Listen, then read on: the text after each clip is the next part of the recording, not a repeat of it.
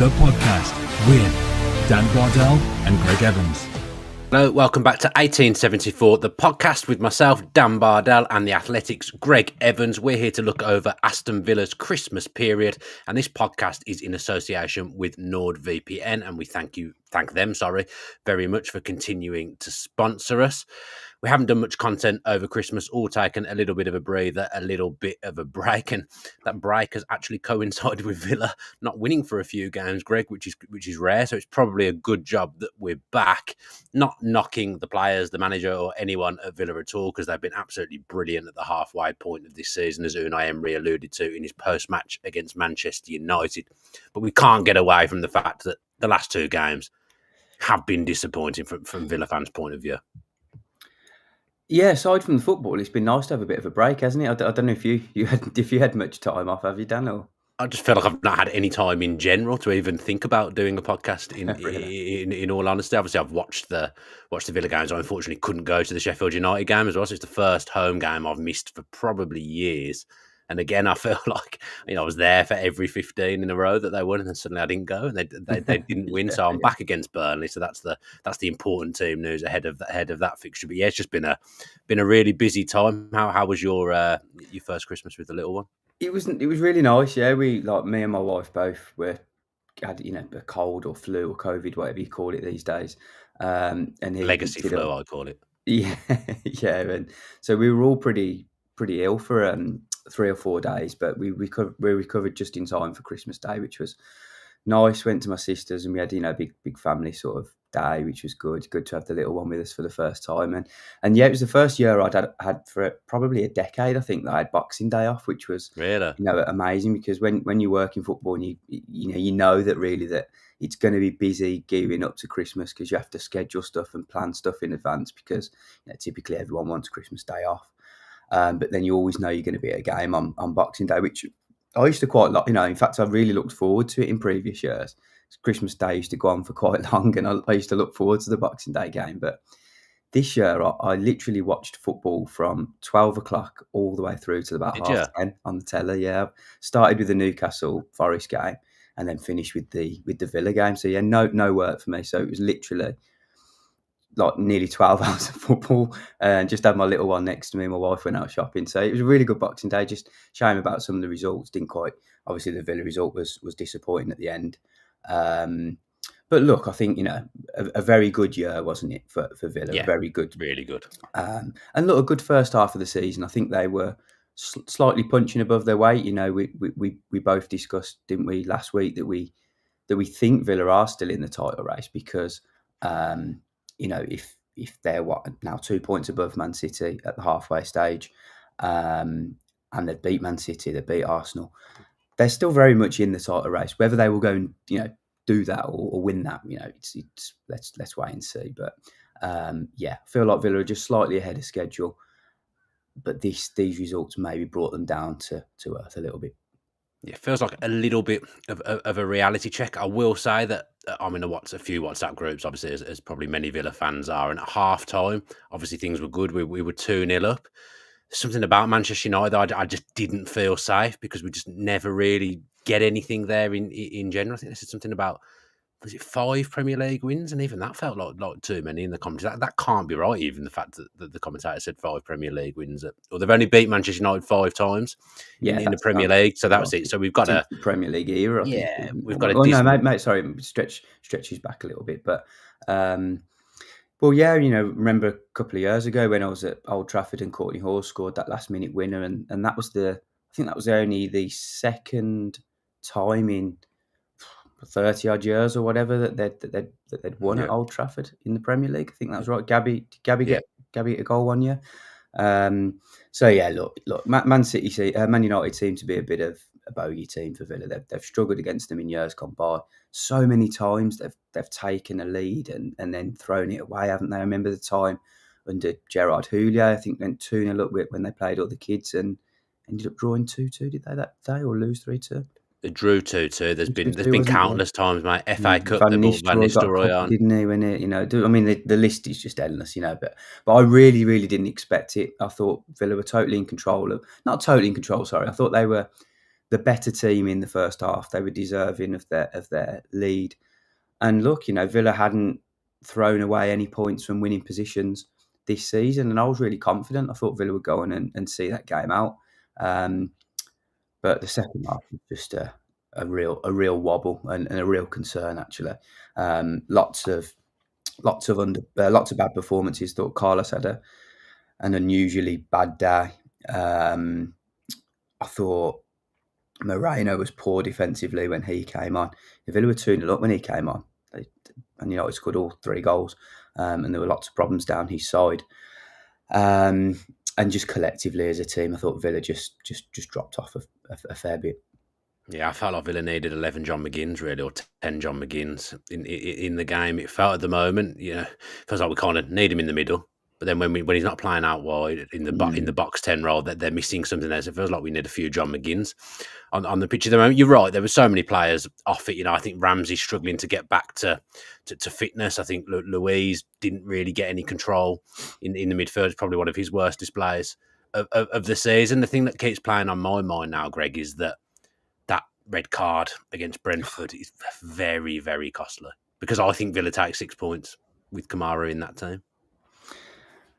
Yeah, I put a tweet out last night, just saying, is Kamara now? I think in that, look, if you look at that Villa team, there are 2 players that they cannot replace: Watkins for his goals, and Emi Martinez. With players that they currently have in that squad, and I put a tweet out last night saying, now are we looking at Kamara as one of these irreplaceable players, and perhaps even Pau Torres? I know that players get even better when they're not around. And perhaps Villa might have lost these or failed to pick up maximum points from these games with them anyway. But I do think Kamara brings a level of control to the game that Villa need. He's very composed. He's got that slightly fiery edge as well, which just makes it harder for opponents to get past him. But yeah, really stupid red card that he's looking to be a bit costly now, to be honest. And you just think back to the scenario at Brentford. It was needless, really. They didn't need to get into all that all those handbags, really. Yeah, we're missing a few players, in fairness. If Kamara's out, you'd hope that Tielemans would be able to drop in, but he's out as well. Pau Torres is a huge miss. You're right, because again, you're talking about control. Kamara and Pau Torres are 2 players that enable you to have that control. Villa were not good on the ball in the second half. They were so loose and just didn't really ever create anything in that second. The only time I felt that we looked good was after we conceded. We seemed to always have a chance after kick-off. Yeah, that was the only time I felt we looked good in the second half. That was bizarre, but it was just it was an un-Villa-like collapse. But I do think there's mitigating circumstances around it when you look at the missing players. Manchester United had players missing as well. Every team's got players missing at the moment. It's not an excuse. We should have been better than that, and it really was. It was a clinic on how not to hold on to a 2-goal lead, really, wasn't it? Yeah, I think Villa lost possession of 100, and I noted it down earlier, 148 times, which is the second highest all season. So, so they were just so sloppy in possession. I thought they gave the ball When away. You say all season, do you mean across the entirety of the Premier League or just Villa? In just Villa games. I'd love to know what the first game was. 148 times they lost possession. I think the most was Bournemouth away. A couple of weeks ago, and actually the next one down was Brentford as well. So there's a bit of a pattern developing here. Villa are just not quite. They're not quite as sharp as they have been previously. They're perhaps trying to overplay a little bit too much. But look, that's not going to change. That's the way Emery wants them to play. That's what's worked for them this season. So no real need to change. But they've just got to sharpen it up and get it right, because it can be costly if it goes wrong. And we've seen that. I mentioned Carlos earlier. I don't want to highlight or pick out too many individuals for a bad performance. Bad all round. He just it was a bad day all round. Carlos just wasn't quite at it. He gave away a couple of passes into midfield. And perhaps perhaps the fact that he was playing it into Dendoncker more often than Kamara, and just the movements and the patterns of play were just a little bit off, because that they haven't played as many games as the others. Might have been a thing, but you just can't do that, especially at Man United with those front three players. You know, they are going to cause problems. Rashford and Garnacho are really quick players. If you give Fernandes the chance to put a through ball to one of them, typically they're going to stretch the defence and cause some problems. Regardless of how poor United have been this season. So yeah, I mean, it was disappointing. I mean, if we go through some of the positives in the first half, I think that the fact Villa have now scored more goals from set pieces than any other team in the top 5 divisions of in Europe is a real positive. You know, clearly we're seeing the benefits of a real set piece culture at the club. The work that Austin McPhee and his analysts put in, a very, very vast and varied playbook of routines. But also, I think the main thing that we have to emphasise is Emery. You know, the fact that he wants to stand in on all these sessions and oversee them and relay the message and make sure the players know exactly what they're doing. I think if you look at the first goal, really, really clever from Leon Bailey. You know, something we haven't seen too often in Villa set piece routines. He was just standing right on the goalkeeper and he was actually singing to him, and he was off. He was off putting him, putting him off a little bit, and I think it was a bit of a play on the name. Oh, really? That's very clever. Yeah. That's that was part of the routine. Was he obviously told to do that? Yeah. So it was really, really clever, and I like that. I like that from Villa. I like the creativity, and Man United haven't been great this season, but when you go to Old Trafford and some of these other bigger places where typically it's been a little bit more intimidating over the years, you have to really find a creative way to get the better of them. And we've seen Emi Martinez doing that with Bruno Fernandes and Cristiano Ronaldo before. You know, he was trash talking Fernandes.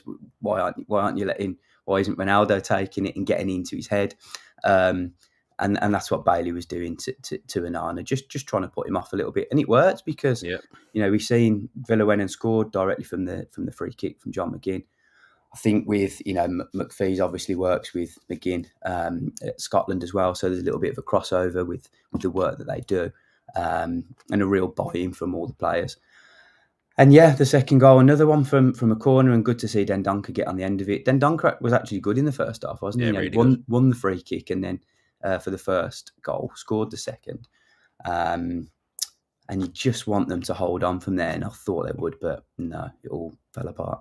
I feel a bit sorry for Dendoncker because I actually really, really like him. And I think he's really useful. I love it when he comes on to see out games. I think he's really good at that. And I think every time he's been asked to slot in, he's done it with minimum fuss and hasn't looked out of place. I think tactically he's a very clever player. But when the chips were down in the second half and you needed to look after the ball and Villa were trying to move the ball quickly like they normally do, it just isn't.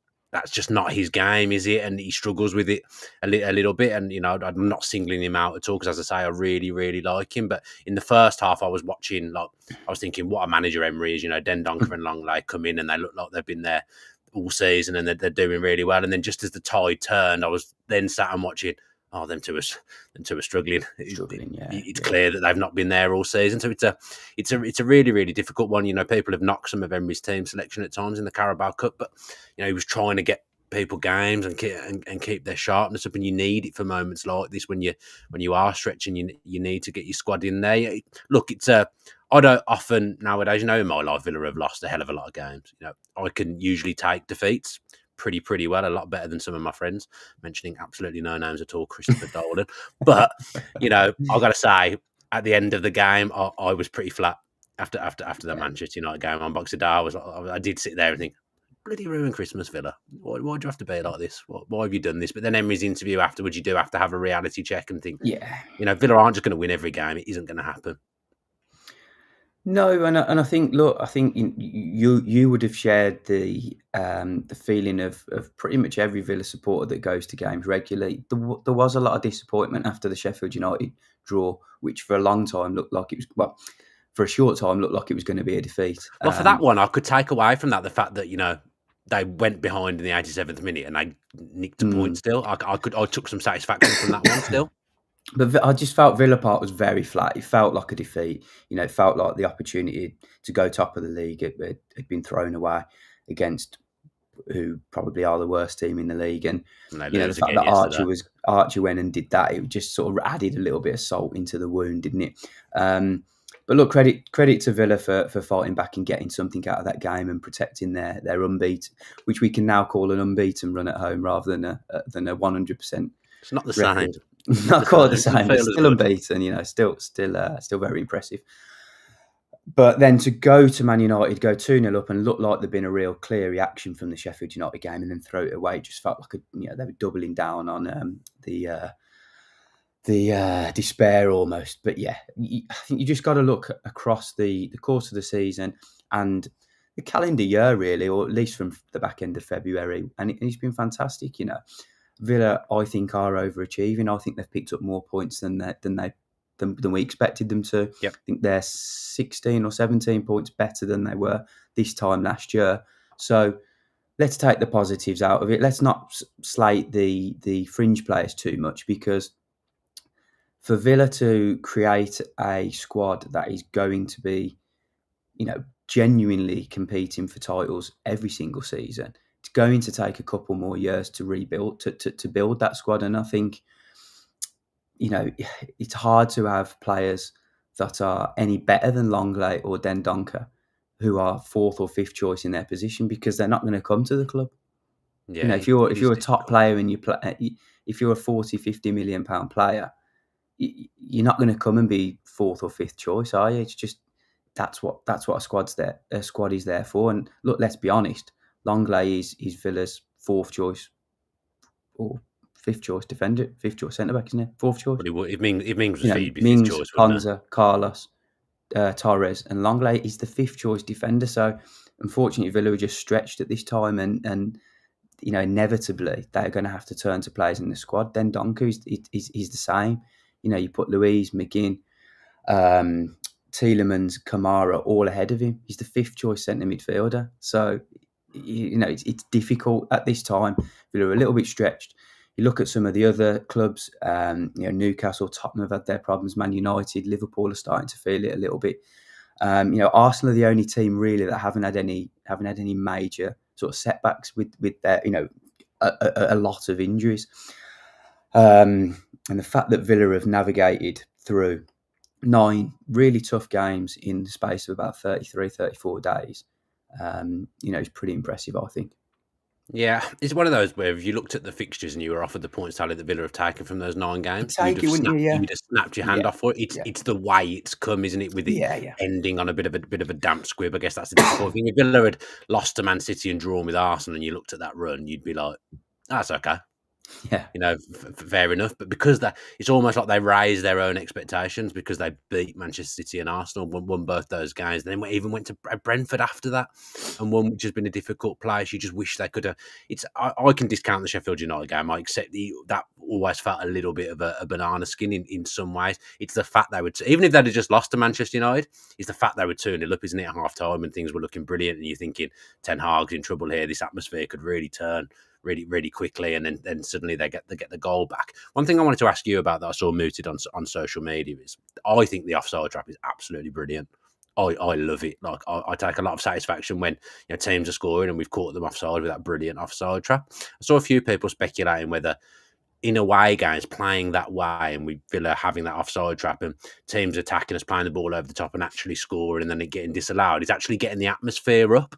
And people felt like it was getting the atmosphere up at Old Trafford and then getting the fans behind the players rather than what we wanted it to do and the fans turn. Would you go along with that? Do you think that's a thing?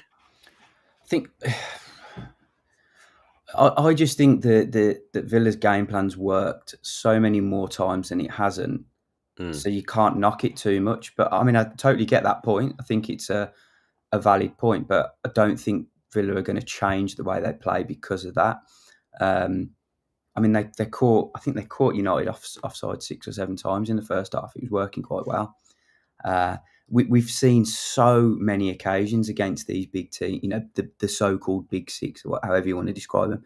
A couple of games against Tottenham that Villa have both won. They tried to do that, didn't they, and get through the offside trap, but it just didn't quite work. I just think Villa get it right more often than not. So I don't think it's too much of an issue. I take the point that away from home, Villa aren't quite looking on it, are they? It's not it's not quite as fluid. Well, it's certainly not as fluid as the home form. And look, if it was, then they'd be top of the league and running away with the league. But so inevitably they're going to drop points at some stage. But away from home, it's just not quite as fluid. And I wonder if there maybe needs to be a slight change to the approach. Yeah, we'll pick this back up in a sec, but firstly, let's hear a little bit more from our sponsors, NordVPN. 1874 is proudly sponsored by NordVPN, so when the Villa are playing and you can't watch it, we want to help you. NordVPN is a secure and private service which works on pretty much any device, including your laptop, mobile and your smart television. So if you want to watch some live content, it allows you to appear like you're in another country. And whilst you're connected, no one else can find out what you're doing, including your internet service provider.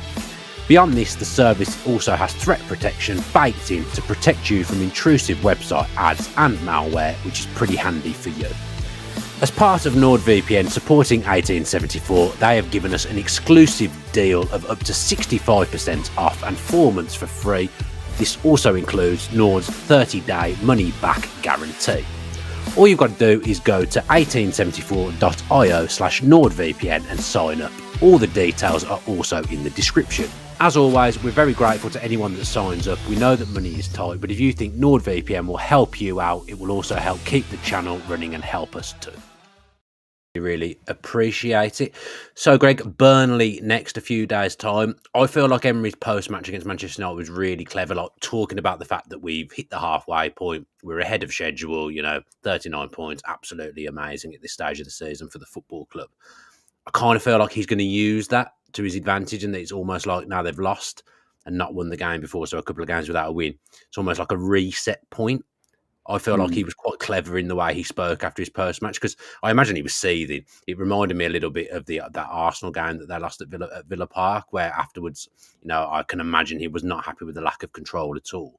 But he didn't come out and say that. I think he was very clever, and that Villa and him will use this as a reset point and bounce back against Burnley, because over Emery's tenure, they haven't dwelled too much on defeats, but whenever they have lost, they've tended to bounce back. It hasn't turned into defeats in a row. Yeah, I mean, look, the frustration was clear to see.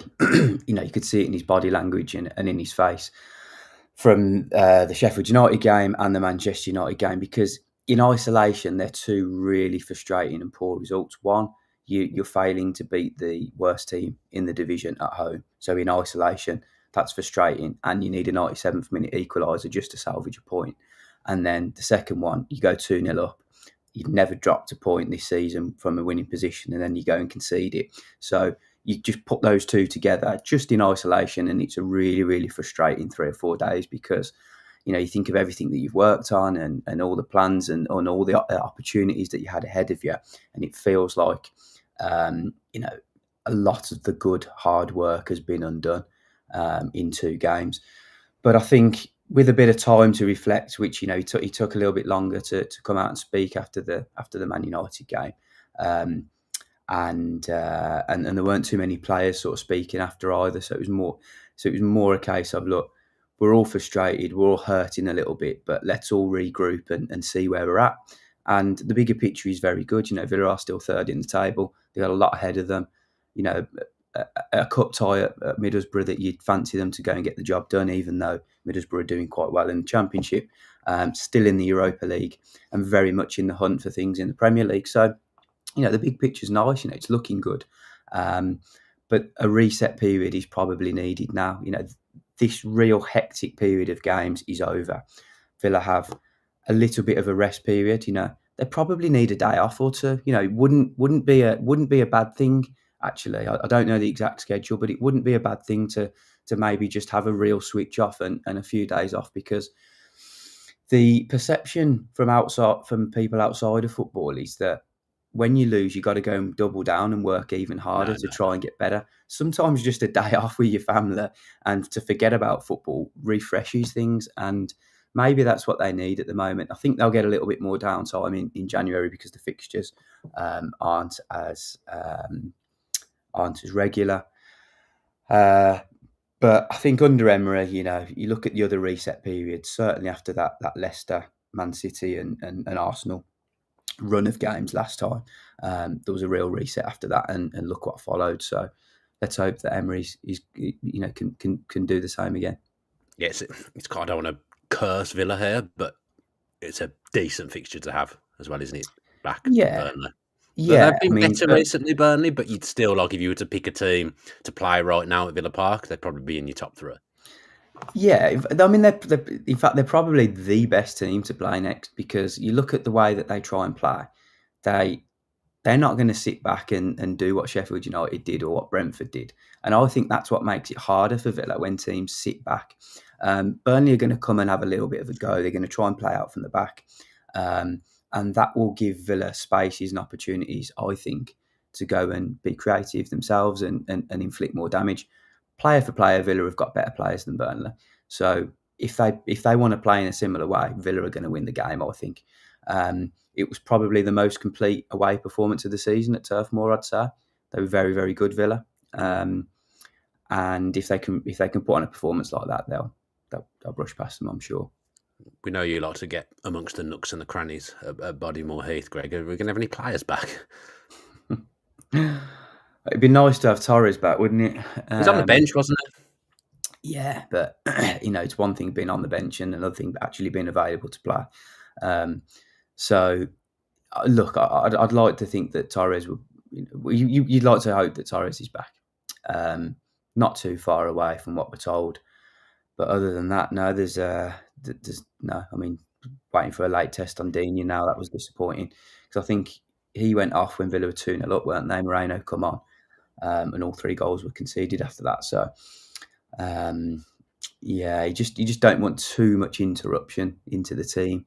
I think it was clever playing Dendonka rather than trying to drop McGinn back and then bringing other players around there. I think what has worked for Villa is a very sort of solid structure where not much has changed this season. They've got to try and limit the amount of changes. Just not easy with injuries and suspensions piling up. The suspensions really are killing Villa at the moment, aren't they? Because it's adding to it, isn't it? I mean, Cash will be back. Yeah, but it's just not what they needed. You just don't want to keep losing players. I can't get away from the Kamara one. That was a real bad moment for Villa when he got himself sent off. So stupid and so unnecessary. And I really think he changes the course of the last 2 games. And of course, he'll be missing the Burnley game as well. Cash will come back in. I presume Constable will shift it across. At home, you hope Torres would be back, and then it will be Moreno deputising for Dean. If Luca Dean's out, you kind of want to keep McGinn wide. Sorry to butt in, Dan. I mean, you mentioned that, but it's like it's almost a completely changed back 4, isn't it? Okay, yeah. It's only Ezri Konsa switching over a little bit. It's not too much of a change, but it is a completely makeshift back 4 then. Yeah, you wonder if with another midfielder who hasn't played many games in there, so it's no real surprise that the passing accuracy was much lower than the average of the season against Man United. Villa misplaced more passes in their own half than in some of the other games. So yeah, that's what happens when you change players around. Things change. But he will. Can Bailey play another game in such quick succession? I think he always struggles with games in a row in a short space of time. Leon Bailey, Zaniolo must be pushing for a start in this one. Diaby's not quite there at the moment. His confidence seems to be suffering. He's not doing the same things he was doing at the start of the season. Now, obviously, he's lost his place. I imagine he's a little bit down about that. So there are not question marks over players because they've all been brilliant, but I do think he'll need to change a few things around against Burnley. Yeah, and I don't think it's the worst thing. Freshening it up a little bit. I think the attacking areas. Is it maybe time for Duran to have a look at front for a start? We haven't seen much of him. I don't think really he should replace Watkins, but can you look at him playing up there as a 2? Zaniolo comes off the bench and has a big impact in the Sheffield United game. Does he deserve a start? I feel like he isn't quite there yet. Do you pull Ramsey out after trying to bring him back and not fully seeing the best version of Ramsey that we know? Look, there are lots of little things that can go the way. I just think Villa, player for player, are better than Burnley, and I back them to get the job done, whatever team they put out. Yeah, being interesting I'm looking forward to getting back to Villa Park. I feel like I haven't. You missed one game. You feel like you haven't been there for years. And like I say, that's the first time I've missed a game for a long time. We'll wrap it up shortly, but as always, Greg, you know what's coming up in January. I have to ask you about it. Fans now, obviously, because we've looked a little bit stretched, we haven't won for a couple of games. We'll be saying we need to do business in January. We need to do something. Is there any more coming out about January? What you think they'll be up to? No, I haven't heard anything yet. I mean, it was gearing up to be a relatively quiet January. So, if one player maybe came in, then that might be something that they look to do. But we've discussed this previously, haven't we? And I don't think these last two results change too much, because my point is Dendoncker and Longley, they're the fifth choice centre-back or midfielder. So, yes, in time you would like to get a stronger squad, but I think that's developed over years, not literally the next few days. I don't see Villa being able to really get a better fourth or fifth choice defender or midfielder in. Don't think they do that, in this window. If they want to get something and just to add a little bit of creativity in the forward positions, I think they might look to do that. I've heard some talk around that, although in other areas it's been played down. So look, it's early days, but we'll wait and see. I think Villa are still pretty well stacked, and we can't get too downbeat over the last couple of games and think that widespread changes need to be made and additions need to be brought in, because before that Villa were looking very strong. No, I mean, I don't think people realise that they're actually not really in a position to bring players in, just in terms of registration for the squads. Because if you're bringing someone in, someone is Villa are tight on it. So if Villa bring someone in, someone needs to come out of the Premier League and the Europe registration. There's going to, there are players in there that probably don't have a really long-term future at the club, and that Villa would listen to offers for. But getting those offers are another thing. Yeah, for example, look, I'm not picking on Chambers, but I think it's relatively clear that he doesn't have a real future with Villa. If Villa could shift him to someone like Luton or Sheffield United, then I'm sure they'd go, and then that would leave a space perhaps to bring in some competition at right back for Matty Cash, because at the moment, essentially, Chambers isn't going to play, so essentially it's a waste of a registration space. But then they're not going to take Chambers out of that and ruin the harmony in the dressing room, so it would rely on someone going out to bring someone in. I've got to say, I've seen some strange things in amongst the podcast world and Twitter about Matty Cash not being good enough. That's absolute rubbish. That isn't true in the slightest, or anywhere near being true. But he is the only natural right back at the club, so that's one area you'd look at and say, well, Villa, like left back, for example, Villa have Moreno and Luca Dean. They probably want another right back to go alongside Matty Cash, but if he's not there, it's not there. But to say Matty Cash isn't good enough, I think he's had a really good season, Matty Cash. Yeah, and look, a big part of this progressive Villa team, he came in as a Championship player who had never played in the Premier League before. I think he's kicked on, multiple levels. And when Villa were bringing players in from the Championship, they were saying, "Look, come on this journey with us. We'll improve you. We'll get you into your international teams, and hopefully you can help us take us up the Premier League." I think Matty Cash is a perfect example of that. He's now an international footballer, a bona fide Premier League player. And he's helped Villa progress. So yeah, very big part of the team. Don't quite get that one. No, it's been weird. There always seems to be someone who the fans will pick on. It seems to be his turn. At the moment, I will say it's not a widespread thing. It's just a few things I've heard on other podcasts and that I've seen on Twitter that say anyone who's playing in our first 11 isn't good enough. That's to third in the league. That isn't true. I agree that if Villa were to strengthen anyway, it probably would be that position if they could move Chambers on, and then you'd have two good right backs challenging for the place. That's what you want. But say it's not good enough is a bizarre take in my opinion. I'm not saying I'm the oracle of knowing that players are good enough, but I mean, finding a player that's better than him is going to cost a significant amount of money as well. And I don't think Villa are really in that position to do that in January unless they move players on. No, be interesting to see what happens. Anyway, Greg Evans, no doubt, will be across it all with Jacob. I went out with Jacob actually. Was it last week? No, I don't know what day it is today.